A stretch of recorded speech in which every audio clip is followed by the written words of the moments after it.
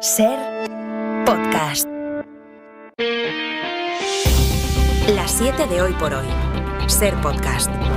Hola, muy buenos días. Es viernes y es el día de la lotería y solo por esas dos cosas el día que empieza va a ser un día distinto.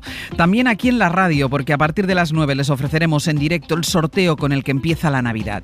Hasta entonces les vamos a actualizar cómo viene la mañana, que tiene algunos titulares de última hora. Para empezar, la cifra que hace oficial el Ministerio de Sanidad de Gaza, controlado por Hamás, que asegura que son ya más de 20.000 los muertos en la franja a consecuencia de los bombardeos de Israel. La situación sigue siendo crítica en la zona, mientras la diplomacia no consigue ningún avance. Al revés, de momento la noticia está en un nuevo aplazamiento en la ONU, ya van 4, de la votación del Consejo de Seguridad para pedir un alto el fuego y la entrada inmediata de ayuda humanitaria. José Luis Astre, hola. Hola, buenos días. Esta vez, cuando Estados Unidos ha logrado introducir los cambios que exigía, son otros los que consideran el texto una resolución diluida, porque según la agencia France Press, el texto que apoya a Estados Unidos ya ni siquiera pide un parón inmediato de la guerra, sino, y estas son las palabras textuales, medidas urgentes para crear las condiciones que lo permitan. Y el otro punto de atención hasta ahora lo tenemos en Praga. La policía investiga si el autor de la matanza, que ayer dejó 14 fallecidos y 25 heridos en la Facultad de Filosofía en el centro de la ciudad, es también el responsable de otros 2 asesinatos la semana pasada. Es el principal sospechoso de haber matado a un padre y a un bebé, además del tiroteo de ayer, que es el más mortífero en la historia de la República Checa y el peor del mundo contra un centro de estudios durante este año. La policía ha confirmado que el presunto autor de la matanza está entre los muertos. Ángel Villascusa. Según la policía, el joven, que era estudiante de la Facultad de Filosofía en esa universidad, tenía preparado un arsenal de armas y municiones y que si no hubiese sido por la rápida intervención policial, el tiroteo hubiese sido mucho peor. A eso de las 3 de la tarde, el atacante ha entrado en la facultad y ha comenzado a disparar contra alumnos y profesores. Algunos se han encaramado a las cornisas del edificio, otros se han encerrado en las aulas después de escuchar los disparos y de recibir un correo electrónico por parte de la universidad en el que les decían que se pusiesen a cubierto. Pablo es español, está en Praga de Erasmus, nos ha contado cómo lo ha vivido. Muchísimas sirenas de policía llegando al sitio, muchísimas personas huyendo, los familiares preguntándonos, amigos que tenemos en España, preguntándonos sobre si estábamos bien o estábamos mal. Además de los 14 muertos en el tiroteo, el joven ha matado a su padre en su casa en la región de Bohemia. Aquí en España la política cierra la semana con el encuentro entre Pedro Sánchez y Alberto Núñez Feijóo, que será en el Congreso de los Diputados, con varios asuntos en la agenda y sinceramente con muy escasa previsión de acuerdos. Sobre la mesa, la renovación del Poder Judicial, la ley de amnistía y hasta un retoque constitucional que propone el PSOE para sacar de la Carta Magna la palabra disminuidos. Pero ni los tiempos ni la relación entre ambos acercan pacto alguno. Antes, ayer se reunió el presidente del Gobierno con el presidente de la Generalitat de Cataluña, Pere Aragonès, y ahí sí acordaron, por ejemplo, una ley que garantice el plurilingüismo. Y de ahí que los periodistas le preguntaran a Sánchez si se lleva mejor con los independentistas que con el líder de la oposición. La relación que yo tenía con el señor Feijóo cuando era presidente de la Xunta de Galicia no es la misma que tengo ahora como jefe de la oposición. Por la mañana estuvo Feijóo en Antena 3, donde aclaró que está dispuesto a pactar con Junts sobre materias como la ley de vivienda para complicarle la vida al gobierno y lamentó que al PP no le dejen gobernar, sostuvo Feijóo, cuando gana las elecciones. Ni siquiera, fíjese, ni siquiera me dejaban hacer la sesión de investidura. Menos mal que el jefe de Estado vino a otorgarme el título de ganador de las elecciones. Y además, a las 7:30 vamos a analizar las derivadas del otro gran asunto de debate que está entre lo deportivo y lo económico, es la Superliga de Fútbol. La competición que impulsan el Madrid y el Barça como competencia a la Champions, a la que ha abierto camino la justicia europea al dictar que la UEFA no tiene el monopolio, no debe tenerlo del fútbol. En el tiempo de economía con Javier Ruiz a las 7:30 vamos a explicarles cuánto dinero está aquí en juego, que es muchísimo, y escucharemos cómo defendió anoche en el larguero el CEO de la Superliga, Bernd Reichart. No, entraría en la Blue, ¿Por en qué? la Blue League, porque es solo justo. O sea, si el Girona gana la Liga, entraría a la Blue League, que es la tercera, donde hay 32 equipos. Se consolida en un sueño europeo. Tiene la posibilidad, primero, la gran ventaja de jugar toda una temporada de mínimo 14 partidos. Es un tiempo nuevo para la Superliga, pero sobre todo para los clubes. Es viernes, es 22 de diciembre. Ya decimos que hoy es el día, sobre todo, del sorteo de la lotería, que se va a llevar buena parte de este hoy por hoy, pero hoy también algunos parlamentos autonómicos apuran las últimas votaciones del año. Una de las más relevantes está en Madrid, donde el gobierno de Díaz Ayuso va a desmontar 2 leyes de derechos para la comunidad LGTBI trans. Sergio Soto, buenos días. ¿Qué tal, Ángeles? Buenos días. La ley trans va a perder su razón central, el concepto de autodeterminación de género. La del colectivo LGTBI, entre otras cosas, va a sacar de los planes de estudio en los colegios cualquier contenido contenido para mostrar la diversidad. Pero no es lo único que vota hoy Madrid, también otras normas como la que dará a Díaz Ayuso un mayor control sobre la televisión autonómica. Radio Madrid, Esther Bazán, buenos días. ¿Qué tal? Buenos días. Un retroceso, dicen los colectivos afectados, que ya se han movilizado en 2 ocasiones desde que se conocieran estas intenciones. Uno de los expertos redactores de la ley actual, que ahora se quiere vaciar de contenido, nos ha contado en La Ventana de Madrid qué va a suponer esto. Todo lo que tenga que ver con eliminar la transversalidad de la formación que necesita recibir el alumnado, ¿no? Sobre todo lo relativo a la diversidad sexogenérica o sobre cómo habilitar y capacitar al profesorado para que tenga las herramientas suficientes, me parece que es algo que tendrá consecuencias terribles. ¿Por qué? Porque hay alumnado LGTBI en los centros educativos, hay procesos de acoso, de discriminación. Y además esas modificaciones en otras leyes con las que se aumenta la capacidad de control del Ejecutivo regional sobre organismos clave para su fiscalización, como la Cámara de Cuentas, el Consejo de Transparencia o Telemadrid. El Grupo Parlamentario Socialista prepara un recurso ante el Superior de Justicia de Madrid y el Constitucional contra la tramitación de esta ley ómnibus. El Parlamento Balear también apura los últimos días del año. Ayer aprobó los primeros presupuestos del Gobierno del Partido Popular y lo hizo con el apoyo de Vox. Después de que la ultraderecha haya logrado introducir todas sus exigencias, como la eliminación de subvenciones a sindicatos y patronal. Radio Mallorca, Juan Antonio Bauzá, buen día. ¿Qué tal? Buen día. El Govern de Marga Proens consigue sacar adelante unas cuentas poniéndoles alfombra roja a la ultraderecha, que le ha sacado todo lo que ha querido al PP, hasta el punto de que Vox se hace suya las cuentas, le da las gracias a los populares por apoyarlas. Agustí Boadas, diputado de Vox. También tengo que agradecer al PP su apoyo en los presupuestos.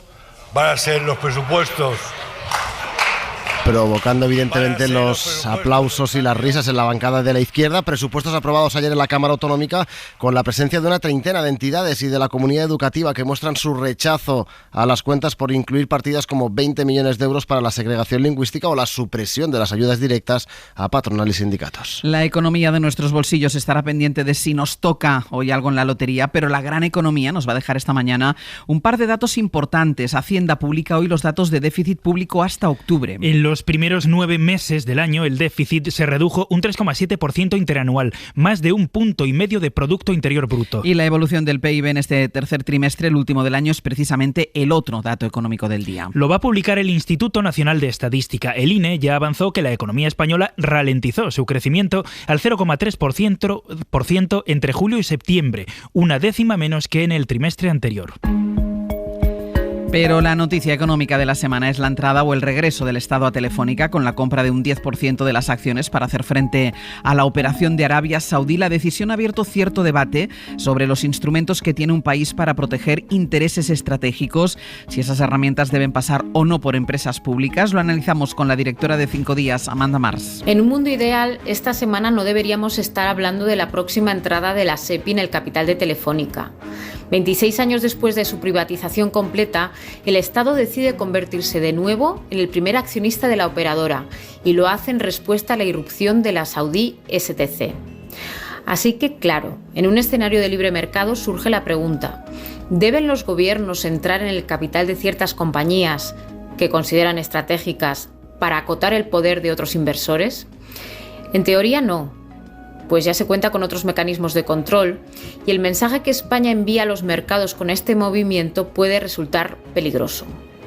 Pero en un mundo ideal, STC no sería el brazo inversor de otro Estado, solo que autoritario, ni habría tantas compañías críticas para España en situación de vulnerabilidad, es decir, cotizando a precios muy bajos, ni viviríamos rodeados de otros gobiernos que, sin ningún complejo, tienen también participaciones en empresas de telecomunicaciones, como Alemania en Deutsche Telekom, Italia en Telecom Italia y Francia en Orange. La decisión de España entra dentro de esa ortodoxia. En un mundo ideal, con todo, quizás se hubiesen encontrado inversores privados españoles dispuestos a poner su dinero en la compañía para blindar la españolidad y evitar el retorno de la SEPI.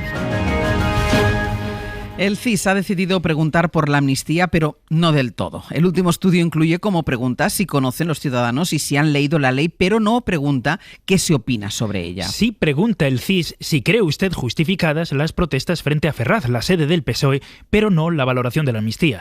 En noviembre, Tezanos, el director del organismo, explicó que no preguntaba por ella, por la amnistía, porque aún no había ley, no había texto. Es una información de David Junquera. El CIS pregunta por la amnistía, sí, pero de aquella manera. No pregunta si los los encuestados están de acuerdo o en contra. Les cuestiona por si conocen o han oído hablar de la proposición de ley. Una mayoría aplastante dice que sí, el 93,8%. La siguiente interrogante es si la han leído. Hay otra mayoría abrumadora, el 77% de los participantes del CIS reconoce que no, un 11% asegura que sí y otro 11% revela que en parte.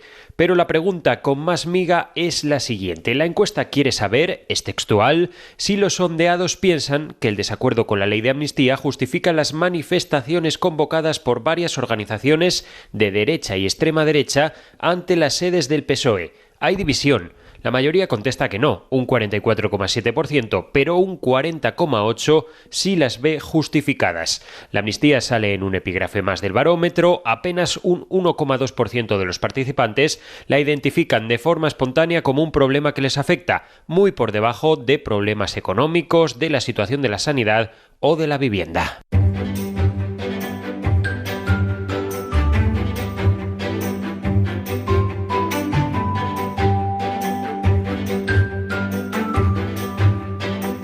Nos vamos hasta Aragón, en Radio Zaragoza, hasta Pepe Las Marías. Buenos días. Hola, buenos días. Y en Canarias, Andrea Expósito. Buenos días, Andrea. ¿Qué tal? Buenos días. Vamos con algunas noticias del ámbito local hoy de estas dos comunidades. Llevamos muchos días hablando sobre si hay que prohibir o no los móviles, las tabletas a los menores, y hay un instituto de Ejea de los Caballeros, Pepe, que prohibió el uso de los teléfonos móviles en el centro. 2 meses después ha hecho balance y dicen que está siendo positivo. Sí, están satisfechos. Además lo contábamos aquí hace 2 meses, esta iniciativa pionera, la de prohibir el uso de los móviles en ese centro. Reconoce el director del Instituto Pachi Abadía que era una decisión arriesgada, pero dice que en estos 60 días los efectos ya empiezan a notarse. Satisfacción. Pensaba que nos iba a costar más, iba a haber incluso más sanciones, pero sobre todo lo que estamos sorprendidos es, vemos a los chavales muchísimo más tranquilos, ya no tienen esa necesidad tan imperante de coger el móvil para ver las redes sociales y sobre todo en los recreos. Se comunican entre ellos, más deporte, juegos de mesa. Él dice que sobre todo el primer paso era abrir este debate. Con todo, piensa que mejor que prohibir es concienciar y explicar, y hay que recordar, Ángeles, que todo esto tiene su origen en que se votó esta decisión y que el 67% de las familias estuvo a favor de que no hubiera móviles en el instituto. Pues mira, un ejemplo a seguir. Escuchen esta historia. Un aficionado del Tenerife se intercambió una bufanda con una chica aficionada al Racing de Ferrol, en Ferrol, porque fue ahí de visita. Puso la historia en Twitter para encontrar a la chica. Andrea, ¿la ha encontrado? La ha encontrado, puso en Twitter la típica frase esta: Twitter haz tu magia. Ya la hemos visto muchas veces en las redes sociales pidiendo ayuda para encontrar a una persona pues después de un flechazo por la calle, alguna conexión momentánea, y Twitter ha hecho su magia encontrando a esa aficionada del Ferrol que se puso en contacto con el joven tras recibir pues un aluvión de mensajes. Ella puso soy la chica, simplemente esa frase en el tweet que se viralizó en cuestión de minutos, y parece que incluso ha habido reencuentro porque el aficionado del Tenerife ha colgado incluso una foto con la bufanda ya en su poder, así que no sé qué podrá salir de aquí, de esta historia. Nos quedamos con la incógnita de cómo va a acabar la historia. Pero necesitamos segunda parte. Necesitamos, por favor, a través de la red social o a través de la radio, pero necesitamos la segunda parte de la historia. Pepe, la burocracia ha tardado 1 año en tramitar el desalojo de una cigüeña y su nido de la Torre Mudéjar de Villamayor. Sí, la retirada se autorizó por motivos de seguridad porque caían cascotes, además al patio de unos vecinos, pero han tardado 1 año. Primer problema, pues que del 1 de febrero al 1 de agosto está prohibido quitarlos porque es periodo de nidificación. Vale. Además, el trámite no es sencillo porque la torre está declarada bien de interés cultural. A esto suma que cuando hicieron la petición a Patrimonio del Gobierno aragonés, tuvieron la mala suerte de que los departamentos habían cambiado de nombre, porque al entrar el gobierno de Azcón, salir el de Lamán, pues las consejerías se movieron. Bueno, y por eso la petición no les llegaba. Bueno, finalmente ya se ha hecho, aunque la arquitecta municipal ahora tiene que hacer un informe porque antes de restaurarla del todo hay que instalar un sistema que impida que la cigüeña regrese, claro, y monte el mismo problema. Bueno, pero de momento las que vivían ahí ya no están, es seguro. Pues mira, estaba previsto hacerlo ayer. Esta mañana no he llamado, la verdad, pero... no has llamado a la cigüeña a ver si estaba en casa. Ni al ayuntamiento, a las dos. Vamos a dejarlo aquí, Pepe, Andrea, gracias. Adiós. Hasta luego. Buenos días. Vamos con nuestra recomendación cultural para empezar el día. Como todos los viernes tenemos estrenos de cine, pero esta vez, como empieza un periodo vacacional para muchos, hay muchas opciones para compartir en familia. Las recomendaciones de Pepa Blanes. La Navidad es una época cinéfila y las películas se reservan para este fin de semana, donde hay superhéroes como Aquaman. Hace 4 años no tenía oficio ni beneficio. Era un vagabundo sin hogar. Pero ahora soy marido y padre. Y no lo cambiaría por nada del mundo. Películas en plataformas como Maestro, con Bradley Cooper haciendo de compositor, Leonard Bernstein en su proceso de aceptar su homosexualidad. Es maravillosa, encantadora. ¿En qué época vivimos? Podemos ser libres como queramos, sin culpa ni confesión. Por favor, ¿qué hay de malo? Yo sé perfectamente quién eres. Salvor, un thriller de venganza con humor negro que llega a Amazon y que tiene guerra de clases incluida, mucho sexo también, y que ha reunido a los actores de moda Jacob Elordi y Barry Keoghan. El cine indie nos trae a Michel Gondry con El libro de las soluciones. Es una comedia de un director con problemas para montar su película. Y tenemos también Sansara, la propuesta española de esta semana. Lois Patiño nos invita a vivir en el cine una experiencia inmersiva y a meditar. Para no perderte ningún episodio, síguenos en la aplicación o la web de la SER, Podium Podcast o tu plataforma de audio favorita.